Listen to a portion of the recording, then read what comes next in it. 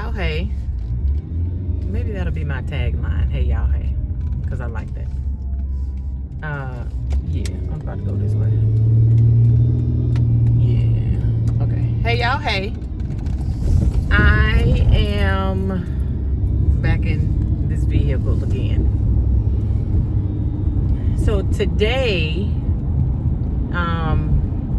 today's message for all of those that are going through thinking about in the midst of a separation and a divorce is one of the most difficult things that I had to deal with is how do I do this alone?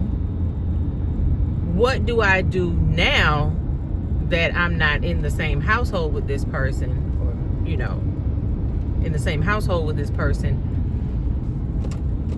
And that was, excuse me, that was so scary. It was so, what am I doing? It was so,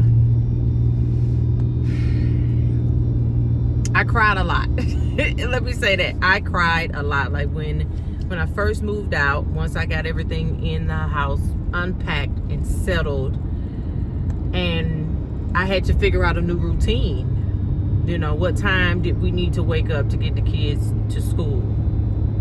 What time did I need to leave the house to go and pick them up from school? Because they both were in elementary school at the time, and now they're both in middle school. So when we separated, they were in elementary school, and then last year they were in two different schools. So my daughter was in middle school and my son was in his last year in elementary school. So I'm going back and forth between two schools every single day. And honestly, I didn't have any help from their father. He was not offering pickups and drop-offs. I would have to ask, and honestly, I shouldn't have to ask. So I didn't. And I did it.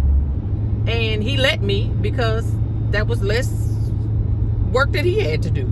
And that's just me being honest. He can feel how he feel about what I'm saying, but he know it ain't a lie. Did you offer? Did you help with pickups and drop-offs? No, you didn't. That actually just started, 2 weeks ago? Where he suggested that he pick the kids up on Wednesdays and Thursdays after their after-school programs. That ain't something I brought up. That's something he wanted to do. I quickly agreed because, yes, I could definitely use the extra time. And he ain't getting no pushback from me. You can see your kids as much as you want to. Trust me. Okay? Okay.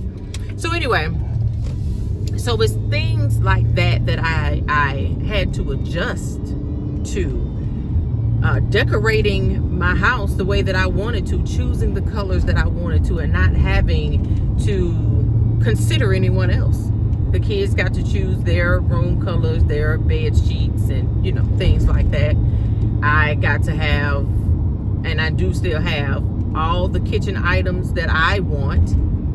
You know, I don't have to be cheap with myself. I can get exactly what I want. Now, I did enjoy that part. But it was at night, or when the kids were gone and the house was quiet, is when the realization set in every single day that I am no longer living in the same household with my husband, the father of my children. What does that look like for me? What does that mean for me? I didn't even know myself enough to know what I liked. What did I like to do?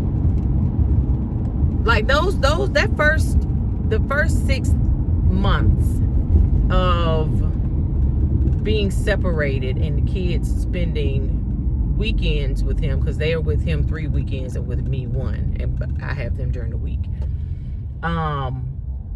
That was such an adjustment. I literally was just sitting in the house because I didn't know what to do, or I was outside all the time because that was better than sitting in the house with it being quiet. Now, I was partnered back then, not with the person I'm with now. When I first moved. And even that was an adjustment for our relationship, because it went from me being married and living in the house with my husband and the kids to now I'm not living in the house with him anymore. So we have more time, and like what all that looked like, it was a lot for everyone that was involved. And even now, 3 years later, I am still learning about me. I am still adjusting to what I like. That's outside of anybody that I'm with. So when I'm at home on the weekends, the kids are not there. Maybe, best friend, she got stuff to do. Other friends, they got stuff to do. My partner, he got stuff to do. Or I don't feel like going anywhere. I'm okay being at home. There's plenty for me to do at home. Or not. I can just sit there and enjoy my home and my space. So this is an encouragement for, man or woman, no gender here. If you don't know what to do, that's okay. Give yourself grace. Don't expect to know what to do in a situation that you've never had to deal with before. And that's what I have to remind myself of often, even still. Now, you've never experienced this before. Give yourself some grace. If you need to research. If you need to ask a friend, ask a friend. If you need to, whatever you need to do to figure it out, you will figure it out. It is going to be tough. There is grief involved in separating, because what you thought would last a lifetime is no longer lasting a lifetime. What you thought your life would look like, it's not going to look like that with that person. It may look like that again with somebody else or differently, but it won't look like that with that person.